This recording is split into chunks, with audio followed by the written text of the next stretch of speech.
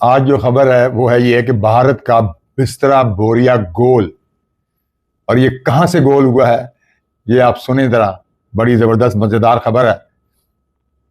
भारत का सितारा लगता है गर्दिश पे गर्दिश खा रहा है और भारत बड़ी कोशिश कर रहा है जंग हो जदल। इसराइल से $4 अरब के जनाब मिसाइल खरीद रहा है। मैं क्या, जो मर्जी कर लो तुम, इसराइल छोड़ के तुम कहीं और से भी ले आओ, तुम्हें मार इंशाअल्लाह अल्लाह के फजल और करम से पड़े ही पड़े। हम तुम्हारी इंशाअल्लाह अल्लाह के फजल करम से तौबा तौबा करा डालेंगे अगर तुमने हरकत की। बाज आ गए तो ठीक है। तो अब सितारा इतना गर्दिश में है कि लगता है जो मिसाइल भी लाएंगे वो अपने मुल्क में चल जाएंगे।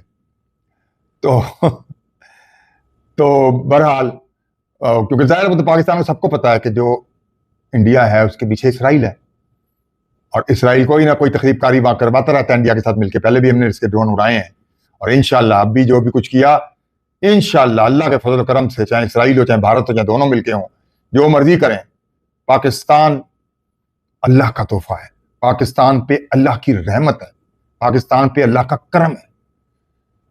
पाकिस्तान का इंशाअल्लाह ये बाल भी बिका नहीं कर सकेंगे बल्कि अपनी ही तबाही करवा डालेंगे। तो वो ये इनका जो बिस्तर बोरिया गोल हुआ है जो मैं बता रहा था, वो बिस्तर बोरिया इनका गोल हुआ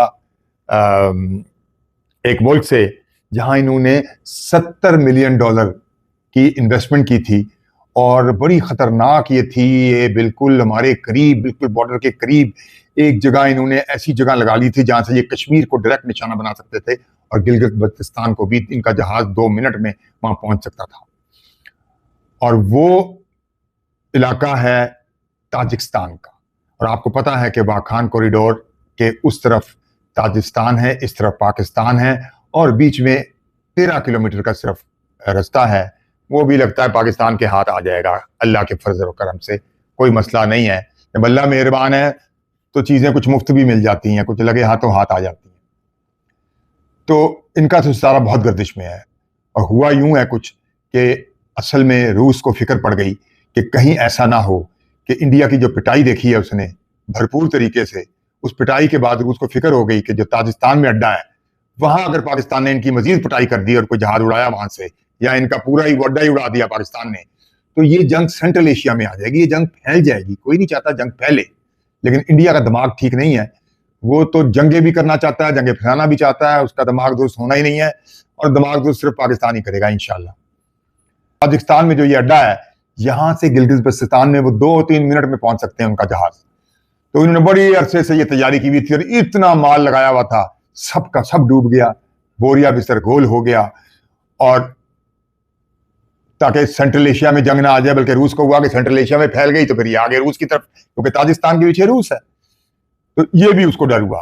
उसने इनको कहा ताजिकिस्तान को, क्योंकि रूस का सेंट्रल एशिया में अब तक है, उसने कहा भाई इनका बिस्तर बोरिया गोल करो यहां से फौरी, क्योंकि ये रुक नहीं रहे, ये बात नहीं आ रहे, किसी की सुन नहीं रहे, तो इसलिए बिस्तर बोरिया गोल कर दो, क्योंकि यहां इन्होंने की तो हमें भी मुसीबत आएगी और इवन ताजिकिस्तान को मुसीबत पड़ जाएगी।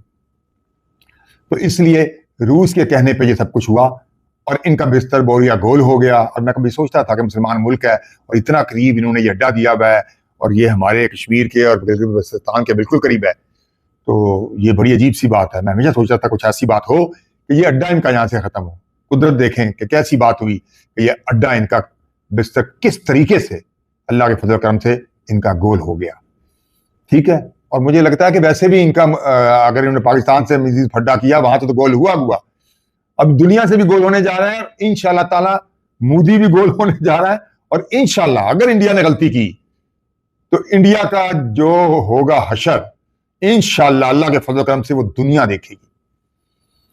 तो ये बड़ी भूल में है मोदी, इसको समझ नहीं आ रही कि हर जगह से तुझे मार पड़ी, अमेरिका से मार पड़ी, पाकिस्तान से मार पड़ी, यूरोप आपके खिलाफ, पूरे पड़ोसी आपके खिलाफ, नेपाल, भूटान, श्रीलंका, बांग्लादेश सब खिलाफ, हम आपके चिकन नक के ऊपर बैठे हुए हैं, चीन भी वहीं बैठा हुआ है। तो किसी वक्त आपकी गर्दन मुड़ गई तो फिर क्या होगा? ठीक है, ये सब बातें सोची नहीं, ये सोच लेनी थी। और फिर आपके पंजाब में सारे सिख बैठे हैं, उनको हम एक इशारा करेंगे वो उल्टा के रख देंगे। फिर आपकी जो स्टेट है वहां पहले ही बड़ा सब आपके खिलाफ है, वो साथ के साथ चिकन नेक टूटी, वो गए वैसे ही गए और वो तो खुद आजादी के तरीके चल रही हैं, वो ज्यादा ही होना चाहते हैं। तो क्या रह जाएगा आपके पास? दुनिया को पहले ही मुंह दिखाने के काबिल नहीं रहे, अब और क्या चाहते हैं कि अब पूरा आप भारत को तबाह बर्बाद करना चाहते हैं। लगता तो ऐसा ही है कि आपको समझ नहीं आ रही, सॉफ्टवेयर आपका अपडेट नहीं हो रहा और आप जंगी जुनून में मुब्तला हैं। सितारा आपका इंतहाई गर्दिश में है और इंशाअल्लाह अल्लाह के फजल करम से यहां तो बिस्तर गोल हुआ है।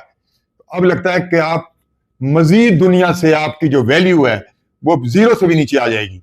ये रिस्क लिया अगर आपने और गलती कर दी आपने, तो आप ऐसी मार इंशाअल्लाह अल्लाह के फजल और रहमत और करम से खाएंगे कि आप देखते रह जाएंगे और दुनिया भी देखती इंशाअल्लाह रह जाएगी और इसराइल भी देखता रह जाएगा। वो भी किसी भूल में ना रहे कि ये शेरों के कुछार में हाथ डालने का मतलब क्या होता है, शाहीनों के कुछार में हाथ डालने का मतलब क्या होता है। पाकिस्तान अल्लाह का तोहफा है। पाकिस्तान 27वीं को जुमे के दिन वजूद में आया। इस पे अल्लाह का खास करम और खास रहमत है। इसको अल्लाह की रहमत से कोई डुबो नहीं सकता, कोई इसे गिरा नहीं सकता। ये सारा पाकिस्तान भी सुन ले और सारी दुनिया भी सुन ले कि इस पे खास करम है। हमें ऐसा मुंह तोड़ जवाब देंगे इंशाअल्लाह। हमारे शाहीन और शेर पंजे झाड़ रहे हैं अपने, गलती करें तो सही आप, फिर हम बताते हैं इंशाअल्लाह अल्लाह के फजल करम से। बस ये खबर देनी थी आपको कि वहां से बिस्तर गोल हो गया, इधर से भी गोल हो गया, एक रशिया ही रह गया है। वो भी पता नहीं किस तरह टूटे मुंह से इनकी थोड़ी बहुत हेल्प कर रहा है, मजबूर है कि अमेरिका के मामले में उसने इनका तेल लेना बंद नहीं किया था। उस शर्मा शर्मी में वो कर रहा है ना कि रशिया पाकिस्तान में स्टील मिल लगा रहा है। रशिया पाकिस्तान से बहुत दोस्ती बढ़ाना चाहता है। रशिया और चीन नहीं चाहते कि किसी किस्म की जंग हो, क्योंकि उससे खित्ता स्टेबल होता है। और पाकिस्तान 100 दफा कह चुका है कि अमन करें, तजारत करें। जो चीन कहता है वही पाकिस्तान कह रहा है। इंसाफ करें, कश्मीरियों को उनका हक दें, तो सब मामले खत्म। आपकी हमारी लड़ाई क्या है? कुछ भी नहीं। और हम आपको फिर अगर आपने अच्छी दोस्ती की तो कश्मीर में एंट्री भी दे देंगे। कश्मीर अगर आपने रायशुमारी करा के हमारे हिस्से में भी अगर आ गया, जो भी फैसला होता है, तो अगर फर्ज करें हमारे हिस्से में आता है पूरा, तो हम आपको, अगर आपसे दोस्ती होगी तो हम आपको एंट्री भी दे देंगे, कोई मसला नहीं है।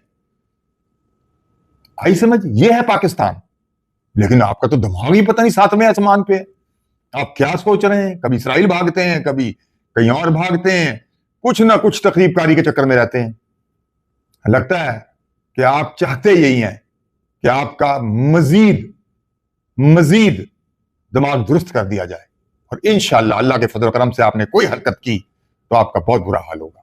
मैंने बड़ा समझाया कि जंगें अच्छी नहीं है, अमन की तरफ आए, अमन की तरफ आए। आपके सारे रास्ते हमारे से खुलते हैं, चाहे नीचे से जाएं, चाहे ऊपर से जाएं, वो सब हमारी तरफ से खुलते हैं। आपका पूरा मुल्क डूब रहा है, आपकी इकोनॉमी डूब रही है, लेकिन आपको जंगों की सूझी हुई है। पता नहीं किस सोच का मालिक है ये मोदी। और भारत का मीडिया भी इसको चाहिए कि इसको समझाएं, बाकी भारत के बड़े बड़े थिंक टैंक जो हैं वो इसको समझाएं कि कुछ हासिल नहीं है जंगों से, तबाही के अलावा।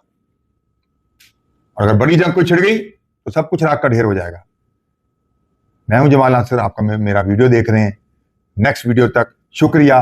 पाकिस्तान जिंदाबाद, पाइंदाबाद।